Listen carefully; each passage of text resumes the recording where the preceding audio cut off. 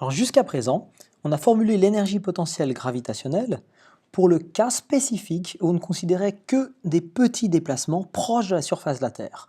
Dans ce cas-là, on pouvait considérer que le champ gravitationnel petit g était environ constant et égal à sa valeur en surface de la Terre, c'est-à-dire pour petit r qui est égal au rayon de la Terre.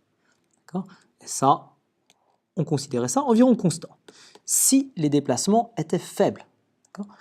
Dans ce cas, si on choisissait le 0 pour l'énergie potentielle gravitationnelle en surface, eh bien on obtenait pour la courbe d'énergie potentielle gravitationnelle une droite, quelque chose comme ça, d'équation m fois g fois la distance par rapport à l'origine, c'est-à-dire r moins le rayon de la Terre, ce qu'on appelait aussi mgh. Donc ça, c'est l'équation qu'on connaît jusqu'à présent pour l'énergie potentielle gravitationnelle. Maintenant, si on s'éloigne de la Terre suffisamment, on va arriver dans une région ici,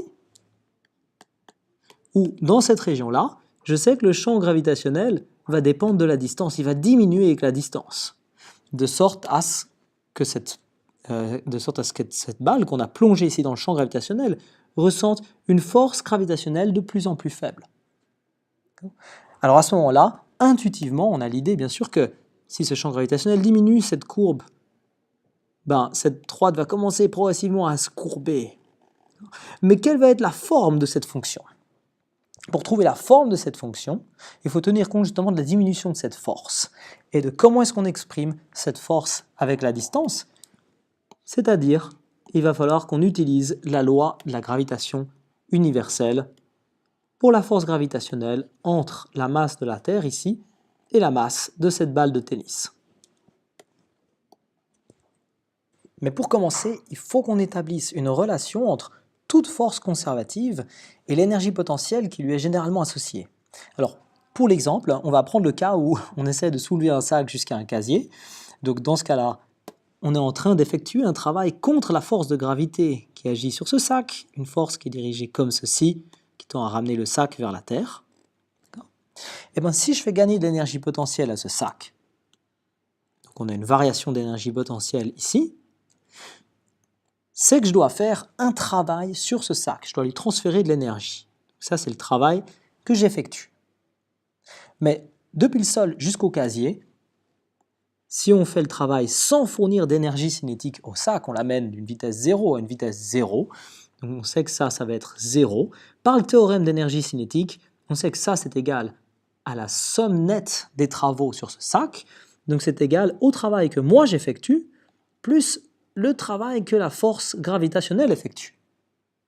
Et puisque ça doit être égal à 0, eh bien, on est en train de se rendre compte, ça c'est le travail net, que mon travail, ou le travail que moi j'effectue sur le sac, c'est égal et opposé au travail de la force gravitationnelle.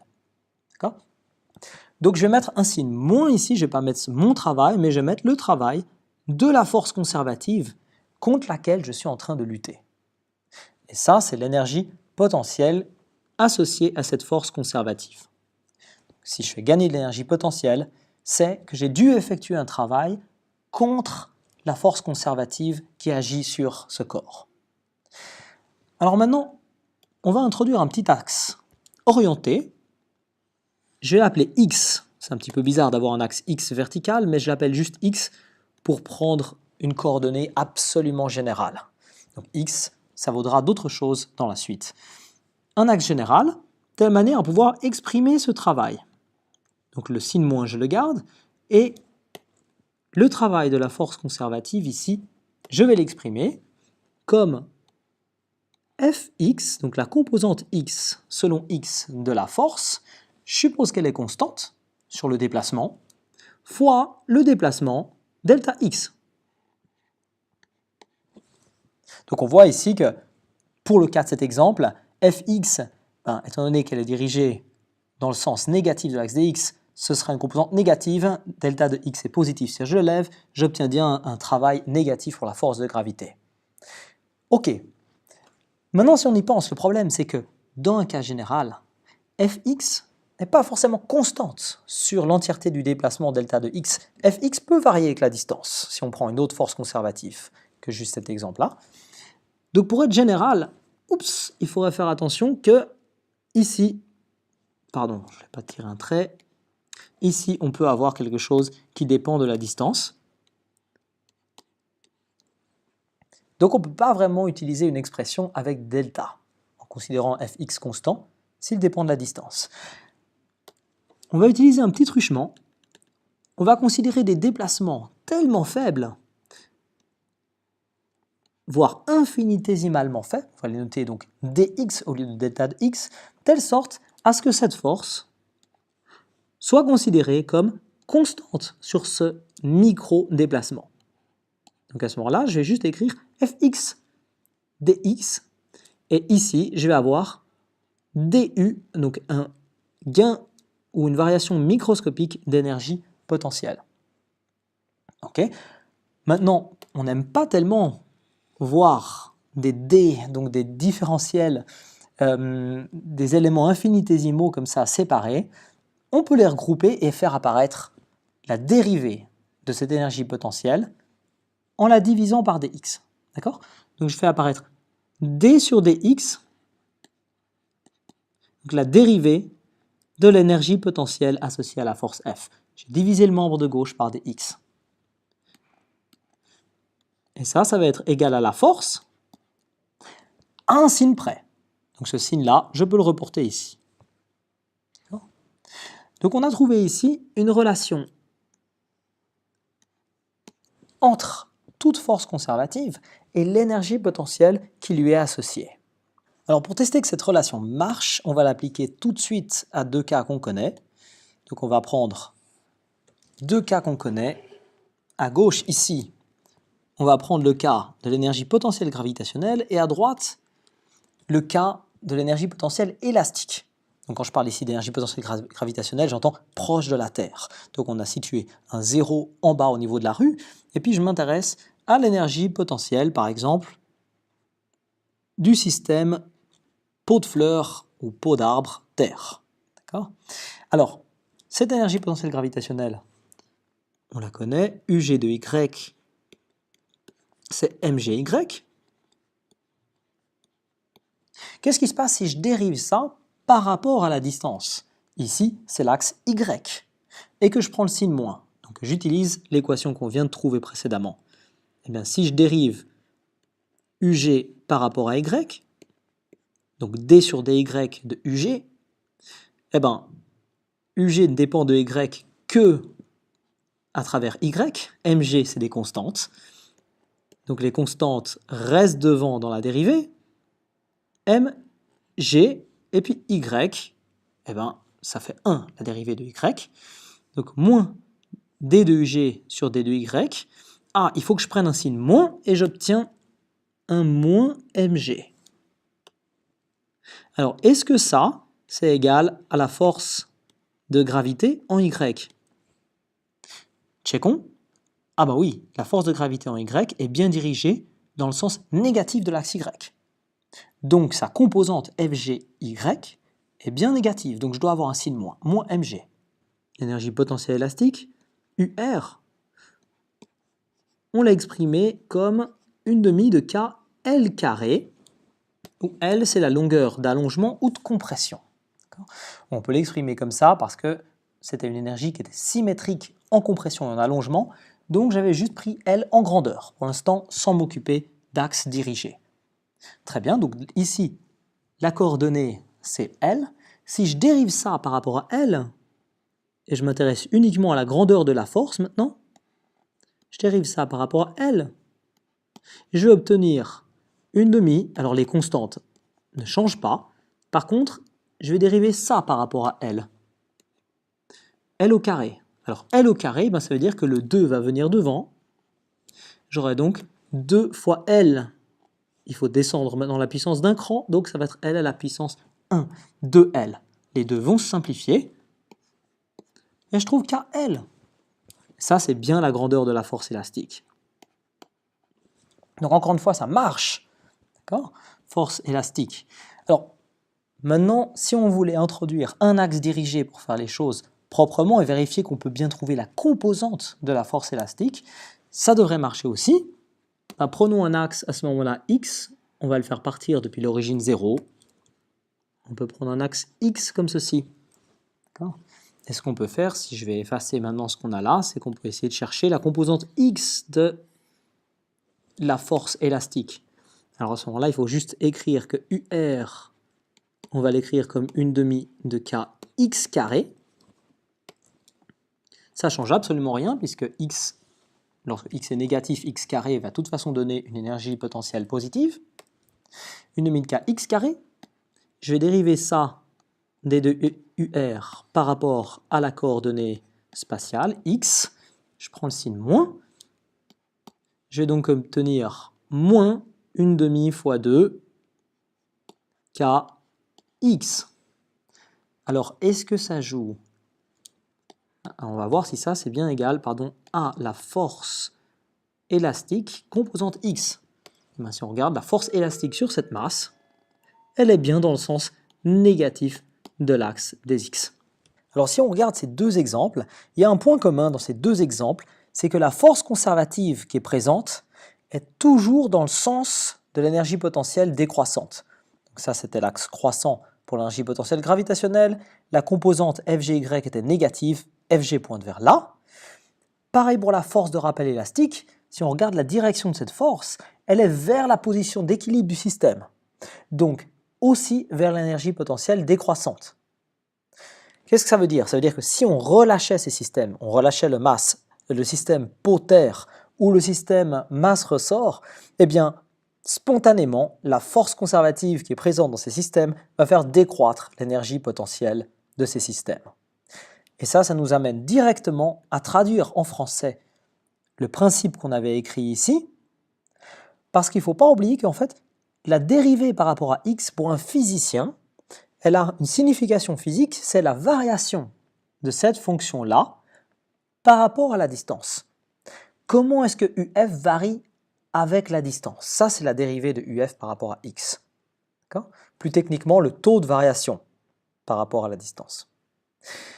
Et cette égalité-là nous dit que la variation de UF avec la distance est causée par une force, ici la force conservative, qui est associée à UF. En d'autres termes, la force conservative tend à faire varier le potentiel, plus précisément, elle tend à faire décroître l'énergie potentielle. On est donc maintenant prêt à chercher une formulation générale pour l'énergie potentielle en fonction de la distance, donc UG de R. Alors, ce que nous dit le principe qu'on a vu précédemment, c'est que si on connaissait cette fonction, alors on pourrait la dériver par rapport à R, c'est-à-dire regarder comment est-ce qu'elle varie avec la distance, et on sait qu'une diminution de cette fonction avec la distance doit être causée par la force gravitationnelle composante R. Alors j'ai introduit ici justement un axe R dirigé vers l'extérieur, donc de manière radiale. Si j'écris alors la force composante R en utilisant la loi de gravitation universelle, je vais utiliser le fait que la force est dirigée vers la Terre, comme ceci. Donc elle aura une composante négative. Donc je vais devoir écrire moins grand G fois le produit des masses sur la distance les séparant au carré. Alors ça tombe bien parce qu'ici on voit tout de suite qu'on a deux signes négatifs, donc on va pouvoir s'en affranchir. Donc on va avoir la dérivée de l'énergie potentielle gravitationnelle qui est égale à la grandeur de la force. Ok, ça c'est ce qu'on cherche maintenant. Donc on cherche la fonction telle que lorsqu'on la dérive par rapport à la distance r, on obtienne cette force. Sachant la force, il faut donc qu'on effectue une dérivée inverse pour trouver l'énergie potentielle gravitationnelle. Et la dérivée inverse, pour les intimes, c'est ce qu'on appelle la primitive en maths. Donc on va la noter comme ça, avec un symbole en forme de serpent. Donc le serpent de grand G, M, M. Et ici, je vais écrire le R sous forme de puissance. Donc 1 sur R carré, c'est R avec une puissance moins 2. Donc, on veut faire la dérivée inverse ou trouver la primitive d'une fonction sous la forme une constante fois une puissance. Ah, mais là je fais une toute petite aparté parce qu'il faut se rappeler comment est-ce qu'on dérive une puissance. Comment est-ce qu'on dérive une puissance? Alors imaginons qu'on a une fonction de type constante fois r à la puissance n. Et puis que ça, je veux la dériver par rapport à r. d sur dr de ça. Alors, il faut que je fasse un petit peu plus de place. Alors, si je veux dériver ça par rapport à r, j'obtiens quoi?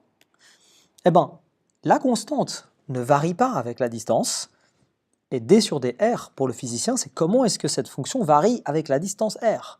Donc, comme a ne varie pas, a n'est pas affecté par la dérivée, tandis que r puissance n va l'être. À ce moment-là, on va descendre le n devant. Et va nous rester r à la puissance n-1. Je vais noter ça en rouge peut-être. n-1 et n. D'accord? Maintenant, on peut appliquer cette idée, que je vais laisser en encadré ici. On peut appliquer cette idée à cette fonction de puissance qu'on a ici. Alors, puisque cette partie-là ne dépend pas, bien sûr, de la distance r, ben ça veut dire qu'il n'y a que cette partie-là, en fait, qui va dépendre de la distance. D'accord? Et on a une puissance moins 2. Donc, le problème revient en fait à chercher uniquement la dérivée inverse de r puissance moins 2. Je peux à ce moment-là aussi déplacer le signe de la primitive et puis uniquement le mettre ici. Tout ce qui nous importe, c'est trouver la variation inverse de r puissance moins 2. Alors,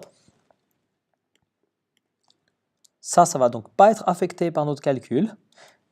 Et je vous laisse vous convaincre qu'on va trouver moins grand G, grand M, M, R à la puissance moins 1. Autrement dit, que si l'on dérive cette fonction-là, on va bien trouver celle-ci. Alors, je vais juste la réécrire en transformant le R puissance moins 1 en 1 sur R.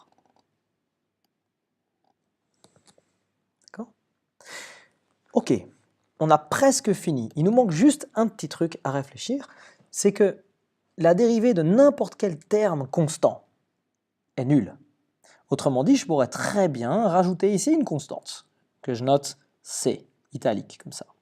Je pourrais très bien rajouter une constante, parce que si je dérive cette fonction-là, la dérivée de cette constante va s'annuler, donc je vais de toute façon retrouver la bonne expression de la force. Alors, quoi choisir comme constante? Est-ce que ça a un sens? Eh bien, en fait, le choix de cette constante correspond à choisir la référence UG égale à 0.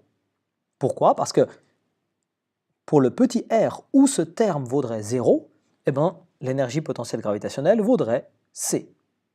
Donc ça revient à choisir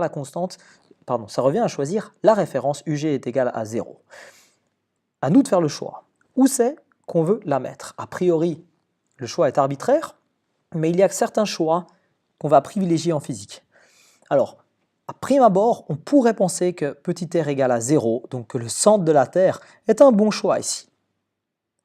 Le problème avec ça, c'est que on se rend compte ici que vu que la force gravitationnelle va devenir infiniment grande en r est égal à 0, eh bien, si la balle de tennis pouvait rentrer dans la Terre, si les deux avaient un rayon infiniment petit, et donc vous pouvez les amener infiniment proches, ce qui déjà n'est pas possible, ils ne peuvent pas se rentrer dedans, mais si c'était le cas, qu'on pouvait les amener infiniment proches, et bien à ce moment-là, vu que la force gravitationnelle tendrait vers l'infini, ce serait très difficile à parler d'énergie potentielle gravitationnelle nulle, parce qu'il faudrait fournir un travail infiniment grand pour les séparer un tout petit peu.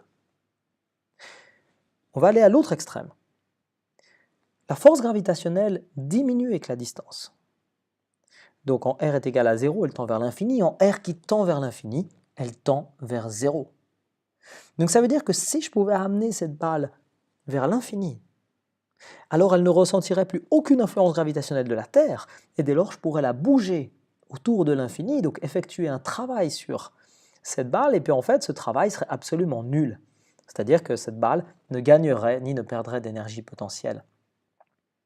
Donc le choix UG égale à 0 à l'infini est le choix qu'on privilégie en physique, et ça revient en fait à mettre cette constante est égale à 0 et de choisir la référence UG qui est égale à 0 à l'infini.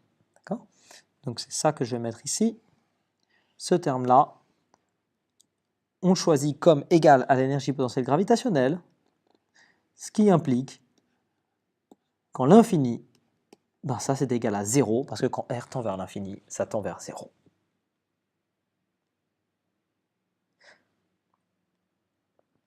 Alors maintenant, il y a un autre truc qui pourrait choquer. Je me rends compte que j'ai oublié un signe moins ici. Crucial. Ce signe moins, justement, je l'ai oublié parce qu'il peut choquer.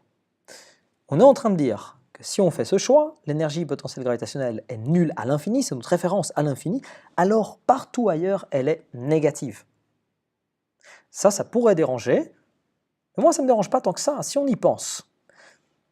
Jusqu'à présent, on mettait souvent le 0 en bas d'un problème. Mais dans le cas du pot à Lyon, on aurait très bien pu mettre le 0 en haut et pas en bas. Ben dans ce cas-là, l'énergie potentielle du système pot-terre aurait été négative. Ça ne me dérange pas tant que ça, parce que imaginons que ici au premier étage, l'énergie potentielle de ce pot vaille moins 1000 joules. Eh bien, si je l'amène à mi-distance de la référence, donc je dois l'élever, eh bien peut-être que un petit peu plus haut ici, son énergie potentielle vaudra moins 500 joules. Ce qu'on voit, c'est que l'énergie potentielle l'a bien augmenté. Moins 500, ce serait plus proche de 0, mais plus élevé que moins 1000. Donc, il a bien fallu, si je fais un travail contre la force de gravité pour soulever ce pot, j'effectue moins un travail positif, je fais bien gagner de l'énergie potentielle au système. Donc tout ce qui compte, c'est dans quel sens l'énergie potentielle augmente. Finalement, on peut tenter de tracer l'énergie potentielle en fonction de la distance.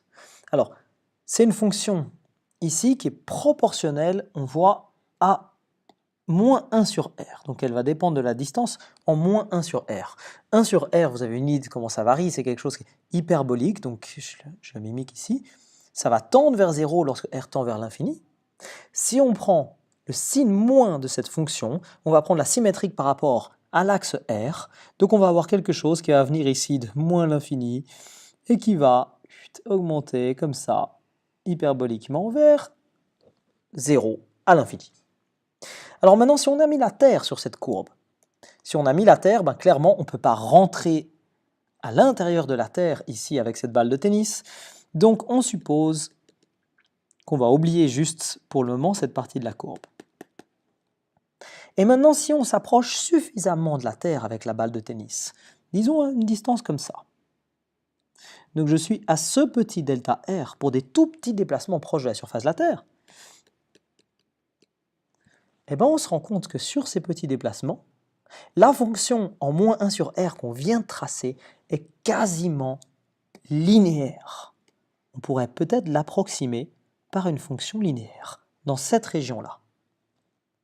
Du coup, ça nous fait penser exactement à la fonction d'énergie potentielle gravitationnelle qu'on avait avant de considérer des grandes distances. Donc si on est vraiment rigoureux, on peut se poser la question, est-ce qu'on va trouver, pour le changement ici d'énergie potentielle gravitationnelle, d de UG, quelque chose qui est similaire à ce qu'on avait vu précédemment, avant de parler de gravitation universelle? Eh bien, si on veut trouver delta UG, dans cette région-là, delta UG, eh bien, on peut faire un développement limité. Donc je vais dériver UG par rapport à R. Et puis je vais multiplier par delta de R. Si je fais ça, ici je vais obtenir exactement la force gravitationnelle. Donc je vais obtenir M fois G de R. Parce que ici, on approxime la force gravitationnelle en surface. Et delta R, je peux le remplacer tout simplement par H. On retrouve exactement la même expression que ce qu'on avait avant. Dernière remarque. Quand on a cette expression ici pour l'énergie potentielle gravitationnelle, on voit qu'on a ici le produit des masses qui rentre dans l'expression. Ça vient de la troisième loi de Newton. C'est pour nous rappeler tout le temps qu'on a un système en interaction. Donc, que la Terre subit une force gravitationnelle de la part de la balle de tennis, comme la balle de tennis subit une force gravitationnelle de la part de la Terre. Ces forces qui tendent à rassembler la Terre et la balle par cette interaction. Autrement dit, on a une énergie potentielle qui est associée au système balle-Terre. L'idée de système reste toujours valable, bien sûr. Alors pourquoi ça c'est important? Parce que dans les problèmes, quand on veut écrire l'énergie mécanique de ce système, alors supposons qu'on s'intéresse à l'énergie mécanique de ce système, donc la somme des énergies potentielles plus cinétiques, alors il faudrait écrire l'énergie potentielle du système, qui ferait intervenir les deux masses, plus l'énergie cinétique de chacune des masses, supposé qu'elles aient une certaine vitesse dans le référentiel à partir duquel on les observe. Donc ça veut dire qu'en toute généralité, à la fois la Terre de masse m et la balle de masse petit m auraient des énergies cinétiques. Donc il faudrait sommer les énergies cinétiques sur tous les corps, tandis que l'énergie potentielle fait déjà intervenir le système balle-Terre, donc une seule énergie potentielle. Bien sûr, dans beaucoup de cas, comme le cas présent, si on relâchait le système, dû à la grande différence de masse entre la Terre et la balle, donc la grande différence de masse inertielle, la Terre va très peu accélérer et peut gagner d'énergie potentielle par rapport à la balle. Donc dans plein de cas, on va pouvoir négliger ce terme. Mais attention, si on a une collision entre deux galaxies, il faudra additionner les deux énergies potentielles de ces deux galaxies, parce qu'on ne pourra pas dire que l'une a une masse négligeable par rapport à l'autre.